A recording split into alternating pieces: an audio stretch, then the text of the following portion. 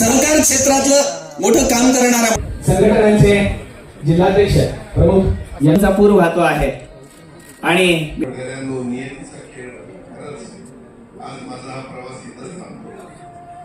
मी नेहमी बघायचो राजकारण आपल्या जागी आहे पण काम म्हणतो. लोकांनी मला कामाचा माणूस म्हटलं तीच माझ्या आयुष्याची सर्वात मोठी कमाई होती.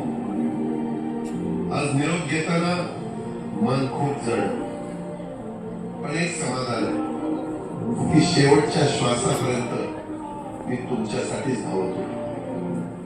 मी तुम्हाला शब्द दिला होता जोपर्यंत माझे हातपाय चालतात तोपर्यंत तुमचं भलं करण्यासाठी मी झटत राहील. नियती बघा कशी असते. आज माझ्या हक्काच्या बारामतीच्या मातीत तुमच्या सेवेसाठी येत असतानाच माझे हातपाय कायमचे दिसावे. पण मला अभिमान वाटतो की मी रिकाम्या हाताने नाही तर तुमच्या कामाची फाईल छातीशी धरूनच या जगाचा निरोप घेतो. शेवटच्या क्षणी माझ्या डोळ्यासमोर फक्त तुमचा चेहरा होता. माझा स्वभाव थोडा रोखठोक होता. कधी कोणावर ओरडलो असेल, कोणाचं मन दुखावलं असेल, पण माझ्या त्या रागामागे फक्त एकच तडफड होती की माझ्या सामान्य माणसाचं काम झालं पाहिजे. सत्तेसाठी तर तुमच्या हक्कासाठी मी नेहमीच दादा म्हणून उभा राहील. आता मी निरोप घेतो पण महाराष्ट्र थांबता कामा नये. माझी जबाबदारी आता मी तुमच्यावर सोपवतो.